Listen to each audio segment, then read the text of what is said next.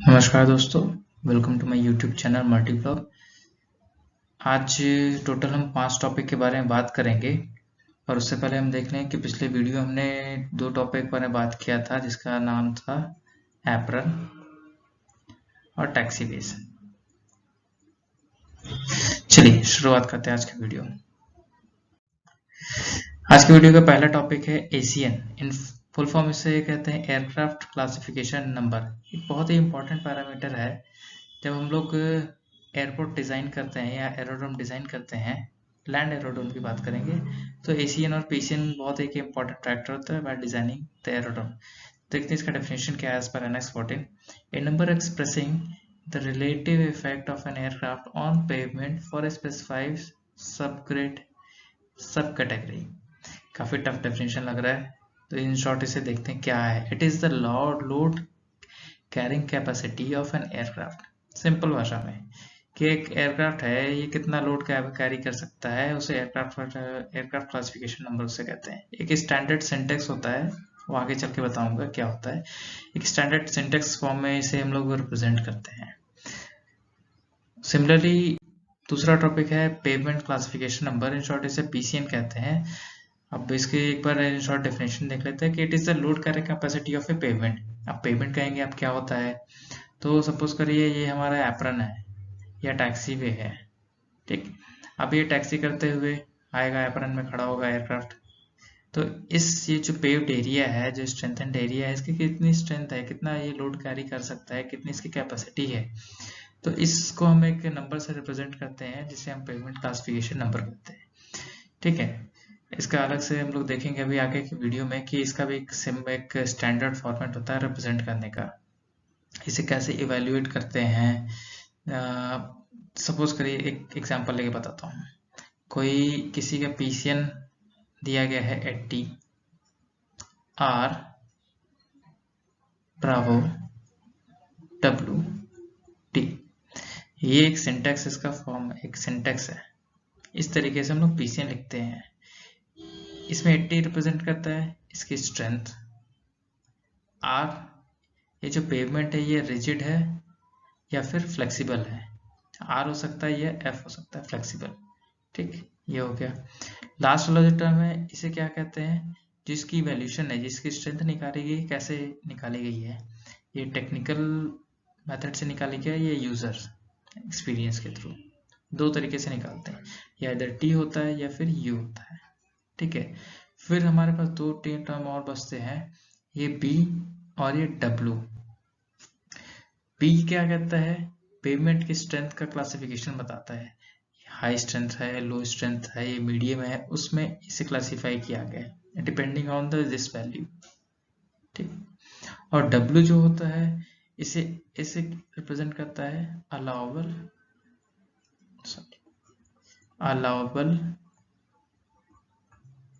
Tyre pressure, और इसे maximum कह सकते हैं। मैक्सिमम अलाउबल टायर प्रेशर कितना हो सकता है इस पेवमेंट पे जो एप्लीकेबल हो, ठीक है। आगे की वीडियोस हम लोग देखेंगे, धीरे धीरे स्लोली हम लोग लर्न करेंगे कि और क्या क्या टर्म्स होते हैं, क्या क्या इंपॉर्टेंट पैरामीटर्स होते हैं। इन शॉर्ट आप एक चीज नोट कर लीजिए, यहाँ पे एक बहुत इंपॉर्टेंट पॉइंट है कि एसीएन जो होता है वो should always be greater than PCN. Aircraft classification number should always be greater than PCN for unrestricted movement. Note करिएगा, ठीक है। चलिए नेक्स्ट टॉपिक देखते हैं। एक बहुत इंपॉर्टेंट टर्म है जिसे रेसा कहते हैं शॉर्ट में। इसका फुल फॉर्म होता है रनवे एंड सेफ्टी एरिया। अब क्या होता है कि कभी सपोज करिए कि रनवे, जैसे ये हमारा रनवे ही है,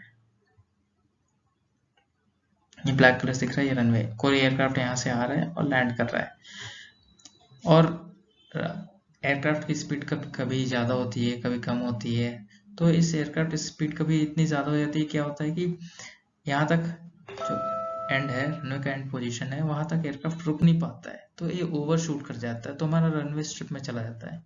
अब रनवे स्ट्रिप में भी अगर रुक नहीं पाता है तो एक एरिया हम लोग देते हैं, इस एरिया में जाके फिर ये भी पेव्ड एरिया होता है, यहाँ पे आके हमारा एयरक्राफ्ट फाइनली रुकता है।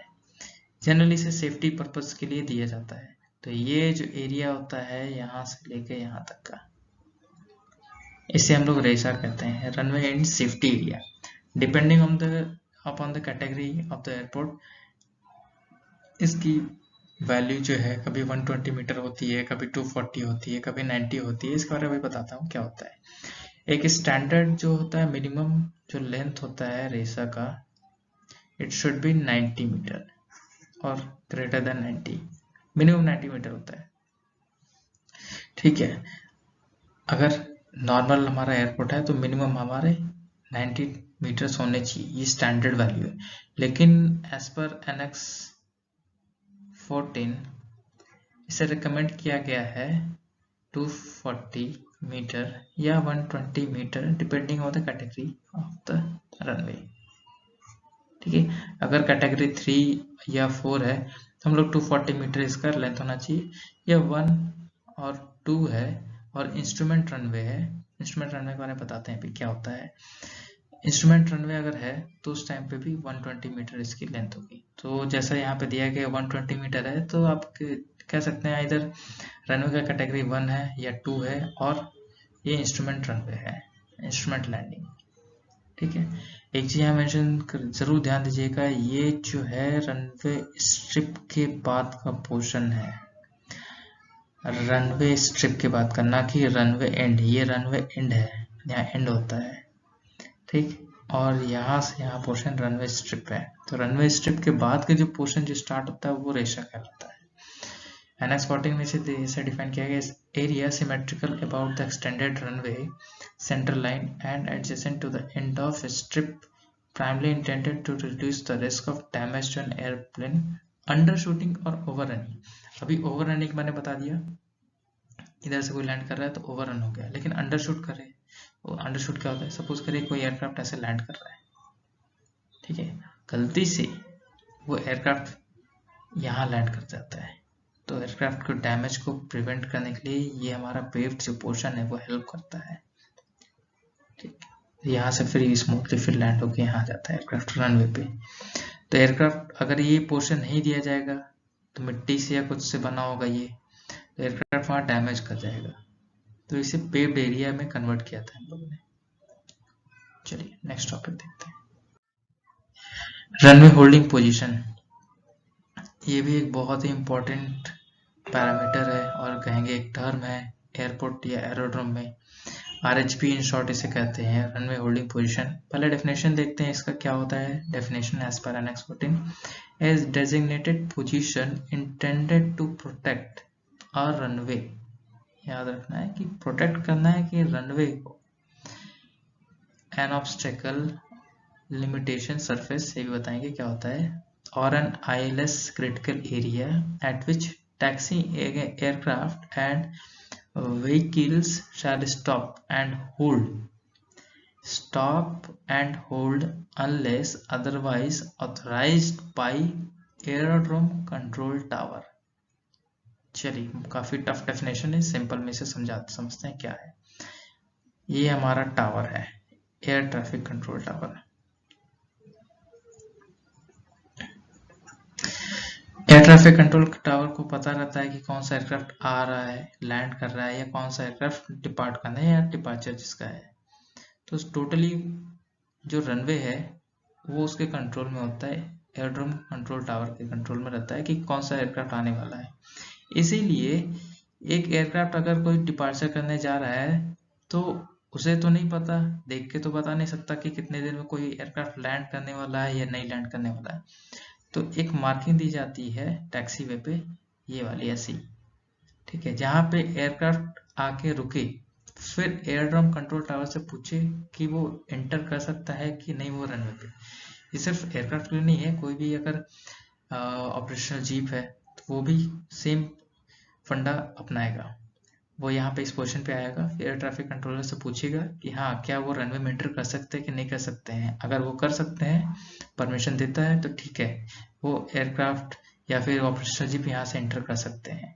तो जिस पॉइंट पे वो रुकते हैं और होल्ड करते हैं और ATC टावर से पूछते हैं, उस पोजीशन को क्या कहते हैं, RHP या रनवे होल्डिंग पोजीशन। जनरली इसकी जो रनवे सेंटर लाइन से इसका 90 मीटर इसका डिस्टेंस होता है।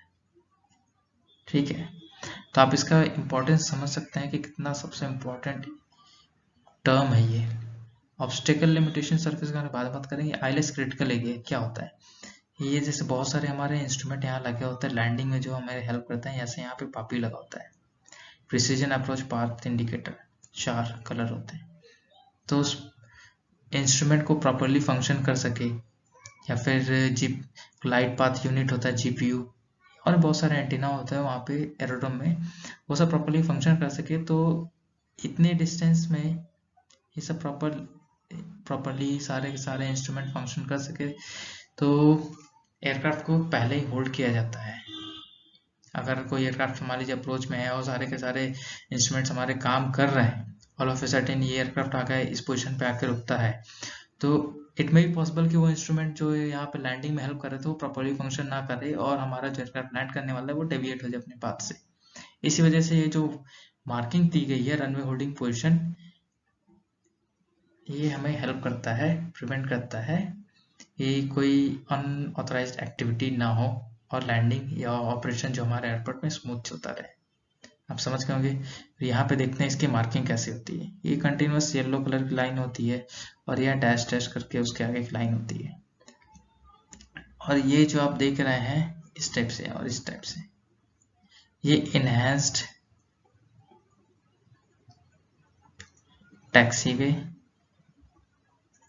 सेंट्रल लाइन बताएंगे इसके बारे में। ये जनरली रनवे होल्डिंग पोजीशन को ही कनेक्ट करता है रनवे सेंट्रल लाइन के, और इसका जनरली 47.5 मीटर इसका डिस्टेंस होता है from the runway holding position to the opposite side. ठीक है, चलिए नेक्स्ट टॉपिक देखते हैं।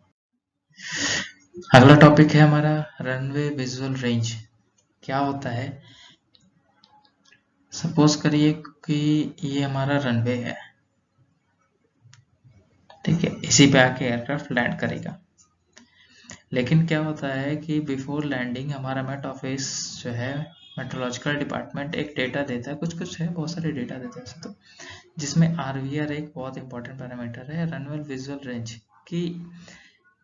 पायलट जो है एयरक्राफ्ट के सेंट्रल लाइन को कितनी दूरी से देख सकता है, उसकी मार्किंग को या फिर लाइट्स को कितनी दूरी से वो देख सकता है। जितनी दूरी से वो देख लिया तो उसका रनवे विजुअल रेंज हो गया। अब क्या होता है कि कभी कभी पायलट हमेशा तो ऐसे नहीं देख सकते, बता हाँ इतनी आरवीआर इतना है, पायलट उसको देख के बताए तो पॉसिबल नहीं है। तो उसके लिए हम लोग इंस्ट्रूमेंट लगाते हैं ऐसे विजिबिलिटी सेंसर। ये विजिबिलिटी सेंसर हमें डेटा प्रोवाइड करते हैं मेट ऑफिस को, मेट ऑफिस फिर बताते हैं एटीसी टावर को, हाँ हमारा रनवे विजुअल रेंज इतना है, और ATC tower in further pilot को बताते हैं आरवीआर इतना है, आप लैंड कर सकते हैं या नहीं कर सकते हैं। ये पायलट के फिर डिसीजन करता है कि वो लैंडिंग करता है कि नहीं करता है। तो ये हमारा आरवीआर है, जो टोटली मेट ऑफिस से हमें मिलता है। चलिए इतने थे हमारे लास्ट टॉपिक, और अगले टॉपिक में अगले वीडियो में हम लोग देखेंगे ये मार्किंग्स के बारे में, क्या होता है मार्किंग, रनवे पे क्या क्या मार्किंग होते हैं, टैक्सीवे पे क्या क्या मार्किंग होते हैं, एप्रन के मार्किंग क्या होते हैं। धीरे धीरे हम लोग बहुत सारी चीज़ों के बारे में पढ़ेंगे। तो आज के लिए इतना ही, धन्यवाद।